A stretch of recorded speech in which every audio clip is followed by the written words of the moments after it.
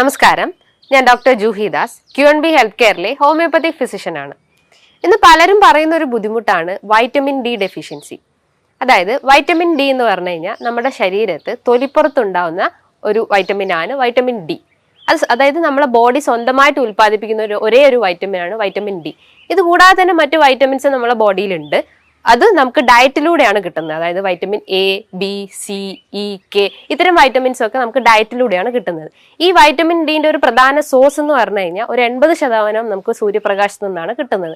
ബാക്കി ഒരു 20% മാത്രമേ നമുക്ക് ഡയറ്റിലൂടെ കിട്ടുന്നുള്ളൂ. ഈ ഒരു വൈറ്റമിൻ ഡിനെ നമുക്ക് സൺഷൈൻ വൈറ്റമിൻ എന്നും പറയപ്പെടുന്നു. കാരണം ഇതിന്റെ പ്രധാന സോഴ്സ് സൺലൈറ്റ് ആണെന്ന് ഞാൻ നേരത്തെ പറഞ്ഞു. പണ്ടൊക്കെ ആളുകൾ പുറത്തിറങ്ങി നന്നായി അധ്വാനിക്കുന്ന ആളുകളായിരുന്നു. അതായത് കർഷകരായിട്ടും അങ്ങനെ ഒരുപാട് ആളുകൾ വെയിൽ കൊണ്ടിട്ട് നന്നായി അധ്വാനിക്കുന്ന ആളുകളായിരുന്നു. അപ്പൊ അത്തരം ആളുകൾക്ക് ഈ വൈറ്റമിൻ ഡിന്റെ കുറവൊന്നും അത്ര പ്രശ്നമായിട്ടുണ്ടായിരുന്നില്ല. പക്ഷെ ഇന്നത്തെ ഒരു സമൂഹം എന്ന് പറഞ്ഞു കഴിഞ്ഞാൽ fully TV, mobile phones, AC rooms ഇതിലൊക്കെ ഫുള്ളി ഡിപ്പെൻഡഡ് ആണ്. ഇതിലിരുന്ന് വർക്ക് ചെയ്യുന്ന ആളുകളാണ് ഇന്ന് ഭൂരിഭാഗം ആളുകളും. അപ്പൊ അത്തരം ആളുകളിലൊക്കെ തന്നെയാണ് ഈ വൈറ്റമിൻ ഡിന്റെ ഡെഫിഷ്യൻസി ഉണ്ടാവുന്നത്. ഈ വൈറ്റമിൻ ഡി D2 ഫോമിലും D3 ഫോമിലും ഉണ്ട്. D2 ഫോമിനെ എർഗോ കാൽസിഫറോളും D3 ഫോമിന് കോളികാൽസിഫറോളും എന്ന് പറയപ്പെടുന്നു.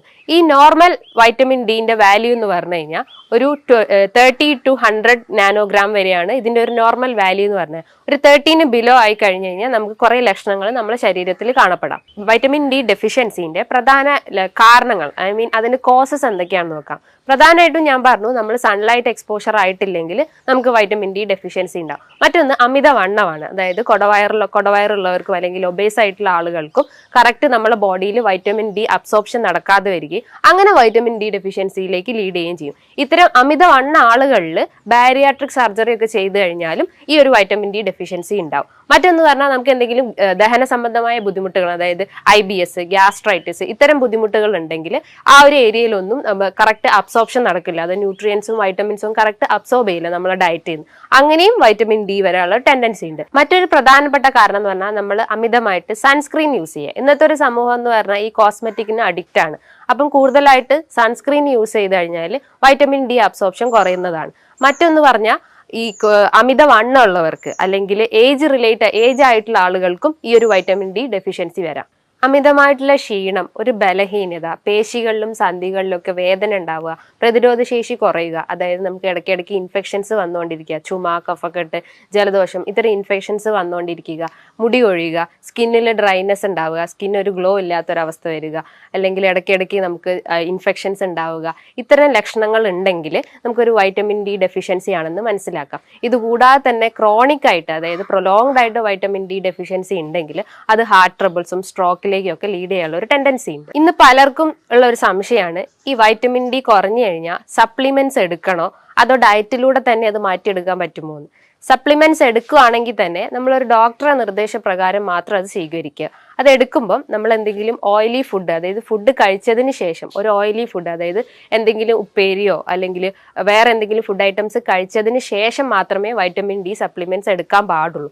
അതിൻ്റെ ഒരു ടാബ്ലറ്റ്സിൻ്റെ ഇത് കണക്ക് നോക്കുമ്പം ഒരു വയസ്സുള്ള കുട്ടിയാണെങ്കിൽ ഒരു 400 ഇന്റർനാഷണൽ യൂണിറ്റ് ഉള്ള ടാബ്ലറ്റ്സ് എടുക്കുക. ഒരു വയസ്സ് മുതൽ 70 വയസ്സുള്ള ആളുകളാണെങ്കിൽ ഒരു 600 ഇന്റർനാഷണൽ യൂണിറ്റ് ടാബ്ലറ്റ്സ് എടുക്കുക.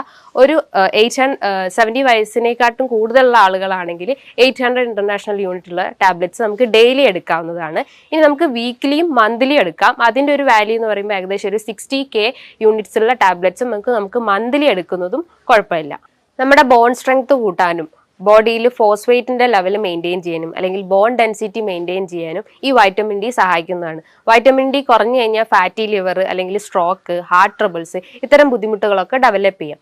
അപ്പം ഈ വൈറ്റമിൻ ഡി കുറഞ്ഞു കഴിഞ്ഞാൽ നമുക്ക് ഭക്ഷണത്തിലൂടെ അത് എങ്ങനെ നികത്താൻ പറ്റുന്നതെന്ന് നോക്കാം. പ്രധാനമായിട്ട് എടുക്കേണ്ട ഭക്ഷണമാണ് നമ്മൾ ഫിഷ് നോക്കുമ്പോൾ ചെറിയ ചെറിയ മത്സ്യങ്ങൾ, അതായത് കടുക്ക അല്ലെങ്കിൽ കിളിമീൻ ഇത്തരം ചെറിയ ചെറിയ മത്സ്യങ്ങൾ എടുക്കുകയാണെങ്കിൽ ഒരു പരിധി വരെ നമുക്ക് വൈറ്റമിൻ ഡിനെ കുറച്ചു കൊണ്ടുവരാൻ പറ്റും. അതേപോലെ തന്നെ വെജിറ്റബിൾ ഐറ്റംസിൽ നോക്കും നമുക്ക് മഷ്റൂംസ് എടുക്കാം. മഷ്റൂംസിന് അത് കൂടുതലായിട്ടും പ്രോട്ടീന്, സിങ്ക്, പൊട്ടാസ്യം ഇതൊക്കെ അടങ്ങിയിട്ടുണ്ട്. അത് നമുക്ക് തോരനായിട്ടോ അല്ലെങ്കിൽ ഉപ്പേരി ആയിട്ടോ നമുക്ക് ഭക്ഷണത്തിൽ കഴിക്കാവുന്നതാണ്. മറ്റൊന്ന് പറഞ്ഞാൽ നട്ട്സിൽ വരുമ്പോഴാണ് കാഷ്യൂ നട്ട്, ഹേസൽ നട്ട് ഇതൊക്കെ കുതിർത്ത് കഴിക്കുന്നത് നല്ലതാണ്. മറ്റൊന്ന് നമ്മൾ സോയാ മിൽക്ക് അത് 1-2 ടീസ്പൂൺ എടുക്കുന്നതും ഈ വൈറ്റമിൻ ഡി ഡെഫിഷ്യൻസിനെ നമുക്ക് ഒരു പരിധി വരെ കുറച്ചു കൊണ്ടുവരും. ഇന്ന് പല ലാബുകളിലും ഈ വൈറ്റമിൻ ഡി ടെസ്റ്റ് ചെയ്യാൻ അവൈലബിൾ ആണ്. അത് ഏകദേശം ഒരു 1000 rupees ആണ്. അപ്പം ഈ ഒരു വൈറ്റമിൻ ഡിനെ നമ്മൾ അത്ര നിസ്സാരായി കാണരുത്. ഇത് പല അസുഖങ്ങളിലേക്കും ഇത് ലീഡ് ചെയ്യാം. ക്യാൻസർ, ഹാർട്ട് ട്രബിൾസ്, സ്ട്രോക്ക്, അങ്ങനെ പല അസുഖങ്ങളിലേക്ക് ഇത് ലീഡ് ചെയ്യാം. ഇന്ന് പല ആളുകളും അത് നിസ്സാരമായിട്ട് കാണുന്നത്. അതായത് ജസ്റ്റ് ഒരു വേദന വരുമ്പോൾ അവർ ഡോക്ടറെ പോയി കാണിക്കും, അതിനുള്ള സപ്ലിമെന്റ്സ് എടുക്കും, അത്രയേ ചെയ്യുന്നുള്ളൂ. പക്ഷെ അതിന്റെ ഫർദർ ടെസ്റ്റ് ഒന്നും ചെയ്യാതെ അതിങ്ങനെ ജസ്റ്റ് നോക്കിയിരിക്കുക മാത്രമേ ചെയ്യുന്നുള്ളൂ. അപ്പം കഴിവതും ഇത്തരം ലക്ഷണങ്ങൾ ഉണ്ടെങ്കിൽ നമ്മളെ ഡയറ്റിൽ ഭക്ഷണങ്ങൾ ഉൾപ്പെടുത്തുക. അതോടൊപ്പം തന്നെ നമ്മളൊരു ഡോക്ടറെ കൺസൾട്ട് ചെയ്തിട്ട് അതിന് പ്രോപ്പർ ആയിട്ടുള്ള മെഡിസിൻ എടുക്കേണ്ടതാണ്. ഇതുമായി ബന്ധപ്പെട്ട് നിങ്ങൾക്ക് എന്തെങ്കിലും സംശയങ്ങൾ ഉണ്ടെങ്കിൽ താഴെ കാണുന്ന നമ്പറിൽ കോൺടാക്ട് ചെയ്യാവുന്നതാണ്. ഇനിയും മറ്റൊരു വീഡിയോയുമായി വീണ്ടും കാണാം. താങ്ക്